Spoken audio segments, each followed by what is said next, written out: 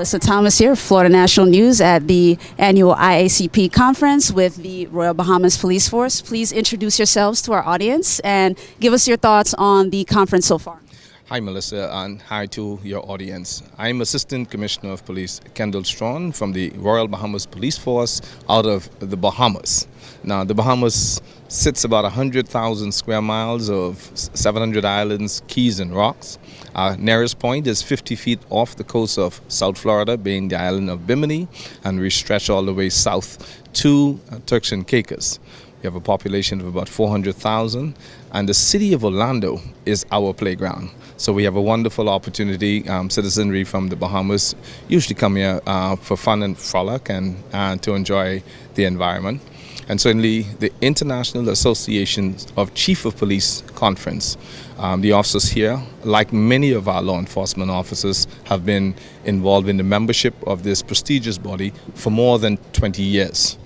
And we have attended conferences throughout the United States of America and have had the opportunity to intermingle with the over now 31,000+ officers from throughout the world. Just had a brief conversation with one of our colleagues from Canada, also earlier officers from the United Kingdom. So clearly, notwithstanding the connectivity to the 52 states in the U.S., there are officers throughout the world. I'm a part of the FBI National Academy, one of the graduates out of Quantico in 2013 from session 253. So I've had interaction with law enforcement for any number of years. What is interesting with Orlando, and I shared with Sheriff Deming, and I want to congratulate him on his recent election to the office of mayor. When we met with his team on Thursday last, we shared a wonderful experience that we have had since 1998. There was a case that both agencies, the Bahamian Police as well as the Sheriff's Department, was involved with. One, a fugitive from the Bahamas who made his way here to the U.S., got himself involved in a very nasty incident here, homicide. And so came over with officers from that time, and we participated, and that individual is now on his death sentence within the prison system here in the United States. So we do a lot of good work together between agencies. We have every reason to do so.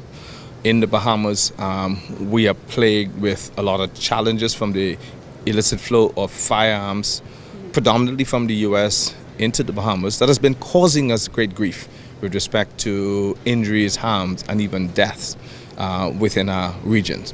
So as agencies, we have to collaborate, we have to share, and we have to use every opportunity, and like that of the IACP, to sit and discuss strategies and to determine how we can mitigate those types of incidents. As you had asked about the comments of the President, Mr. Donald Trump, listened intently to what he had to say, and the support, the overwhelming support, and followed by the show of hand claps from those gathered in the room. He said some good things in terms of supporting law enforcement at the core. Understanding, and one of the things that was very powerful when he spoke about the individuals not wanting to see the law enforcers really with the tools necessary to fight the ills that we see out there. The mental health issue is very, very upfront. We see it in those shootings that happens all over the place. It trickles down even to our shores. We have had incidents of shootings that has caused death of our citizenry.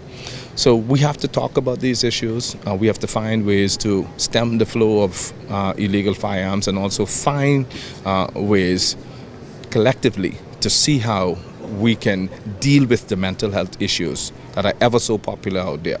He also spoke about the opioids. The synthetic drugs were something that we spoke about many years ago, and that flow of illicit contrabands, i.e. the cocaine and the marijuana coming from the south through our territories into the United States. But that, or those types of drugs right now, pales in comparison to what we have been seeing occurring through the use of opioids. Very dangerous stuff. And certainly, there's a lot of thought and effort that must continue to go into it to see if we can eradicate those issues. And so everything that happens within the U.S. in terms of drug use, violence, and so forth, we see some of those in our territory. If you look outside right now, you're facing a hurricane that is upon you.